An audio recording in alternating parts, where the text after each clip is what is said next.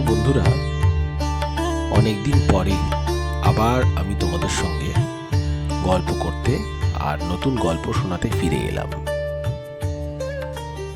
সেই করোনার সময় আমি গল্প বলতে বলতে থেমে গিয়েছিলাম। আবার আমি আমার গল্প বলা আজ থেকে শুরু করছি। তোমাদের নিশ্চয়ই শেষ গল্পটা মনে আছে, যেটা আমি বলেছিলাম। আজকে আমি তোমাদের একটা ছোট্ট ছেলের কথা, তার অদ্ভুত জীবনের কথা আর তার ছোট্ট পুতুল নীলুর গল্প বলবো। একটা বোবা ছেলে, নাম তার আকাশ। তার মনের ইচ্ছেগুলোকে প্রকাশ করতে পারে না। তার সমস্ত না বলা ইচ্ছেগুলো জমা হয় একটা পুতুলের মধ্যে, যাকে সে ভালোবাসে। একসময় ছেলেটি এক ষড়যন্ত্রের শিকার হয় ও খুন হয়।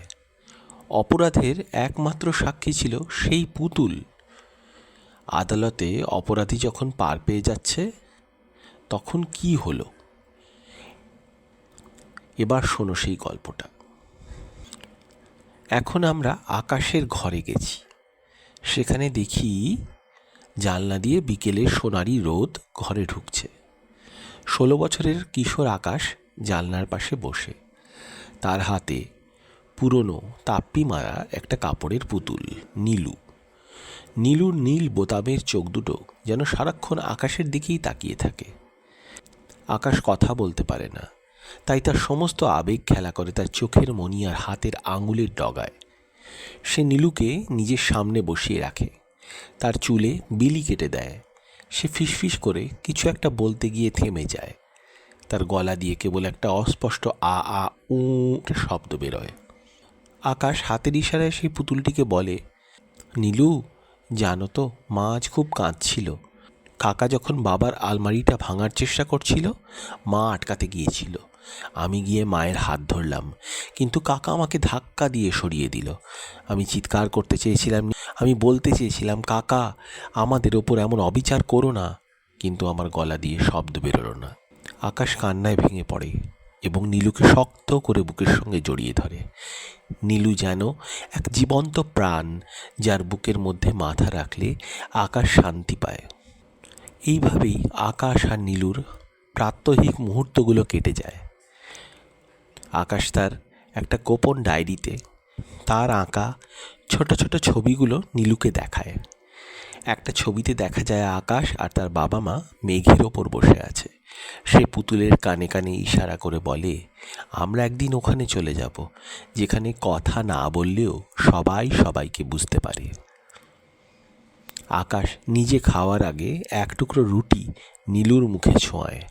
সে মনে করে নীলুও তার মতোই ক্ষুধার্ত, তার মতোই একা। কখনো কাকা বকলে আকাশ অভিমানী নীলুকে উল্টে শুইয়ে রাখে, আবার পরক্ষণেই মায়ায় পড়ে চোখের জল মুছিয়ে তাকে বুকে টেনে নেয়।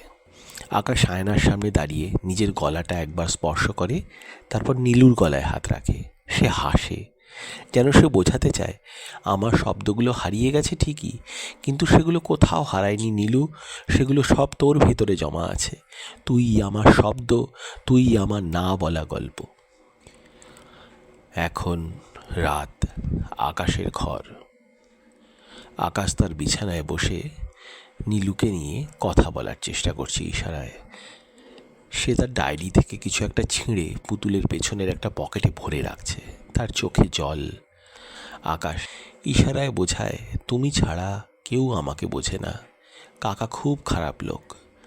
হঠাৎ দরজায় সশব্দে করাঘাত। রাঘব প্রবেশ করে। তোর বাবার সব সম্পত্তি আজ আমার নামে হবে, তুই থাকলে তো সই হবে না, তাই তোকে আজ সরতেই হবে। বোবা ছেলে, চিৎকারও করতে পারবি না। রাঘব তার কড়া কড়া হাতগুলো দিয়ে আকাশের নরম গলাটা টিপে ধরে। আকাশ বাঁচার জন্য অবরুদ্ধ স্বরে চিৎকার করার চেষ্টা করে, কিন্তু কোনো আওয়াজ বেরোয় না। আস্তে আস্তে তার প্রাণ শক্তি ক্ষীণ হয়ে আসে। রাঘব তাকে শ্বাসরোধ করে ফেলে। নেতিয়ে পড়ে আকাশ। নীলু সোফা থেকে মেঝেতে পড়ে যায়। রাঘব ঘর থেকে বেরিয়ে যায়। যাওয়ার সময় সে খেয়াল করে না যে পুতুলটির কাঁচের চোখ দুটো যেন নীল আলোয় জ্বলছে। আদালত কক্ষ। বিচারক আসনে বসে আছেন। কাঠগড়ায় রাঘব দাঁড়িয়ে, চেহারায় ভান করার শোক। বিবাদী পক্ষের উকিল: মাননীয় ধর্মাবতার, আকাশ জন্ম থেকেই বোবা ও মানসিকভাবে দুর্বল ছিল। সে অবসাদে আত্মহত্যা করেছে। আমার মক্কেল রাঘববাবু তাকে তার নিজের সন্তানের মতো দেখতেন। কোনো প্রমাণ নেই যে এটি খুন। সরকারি উকিল: কিন্তু ময়নাতদন্তের রিপোর্টে শ্বাসরোধের ইঙ্গিত আছে, মাই লর্ড। বিচারক: ইঙ্গিত যথেষ্ট নয়, আমাদের চাক্ষুষ প্রমাণ বা শক্তিশালী কোনো সাক্ষী প্রয়োজন, অন্যথায় আসামিকে বেকসুর খালাস দেওয়া হবে। ঠিক সেই মুহূর্তে আদালতের দরজা নিজের থেকেই খুলে যায়। নীলু হেঁটে হেঁটে প্রবেশ করছে ভেতরে। আদালত কক্ষে গুঞ্জন ওঠে। রাঘব ভয়ে কুঁকড়ে যায়। পুতুলটি বিচারকের টেবিলের সামনে এসে দাঁড়ায়। হঠাৎ একটি অলৌকিক নিস্তব্ধতা নেমে আসে। পুতুলটির ভেতর থেকে আকাশের কণ্ঠস্বর শোনা যায়, একটু যান্ত্রিক কিন্তু পরিষ্কার।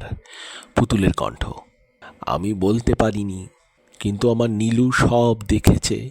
নীলুর ভেতরে আমার শেষ কথাগুলো আছে। পুতুলটি তার পিঠের গোপন পকেট থেকে সেই কাগজের টুকরোটি বিচারকের সামনে ফেলে দেয়। তাতে রক্ত দিয়ে লেখা, কাকা আমাকে মেরে ফেলেছে। রাঘব চিৎকার করে, না, এটা অসম্ভব। মরা পুতুল কথা বলতে পারে না, ওটা শয়তানি। পুতুলের কণ্ঠ: শয়তান আমি নয়, আপনি। সেদিন রাতে নীলুর চোখের কাঁচে আপনার প্রতিচ্ছবি ধরা পড়েছিল। দেখুন নীলুর চোখে। পুতুলের কাছের চোখ থেকে প্রজেক্টরের মতো একটা আলো দেওয়ালে পড়ে। সেখানে পরিষ্কার দেখা যায় রাঘব আকাশকে মারছে। পুরো আদালত স্তব্ধ। রাঘবকে পুলিশ হাতকড়া পড়ায়। সে পাগলের মতো চিৎকার করতে থাকে। বিচারক হাতুড়ি ঠুকে রায় দেন, এই আদালত রাঘবকে আকাশ হত্যার দায়ে মৃত্যুদণ্ড প্রদান করছে। আর এই পুতুলটি, এটি আজ একটি আত্মার কণ্ঠস্বর হয়ে দাঁড়িয়েছে।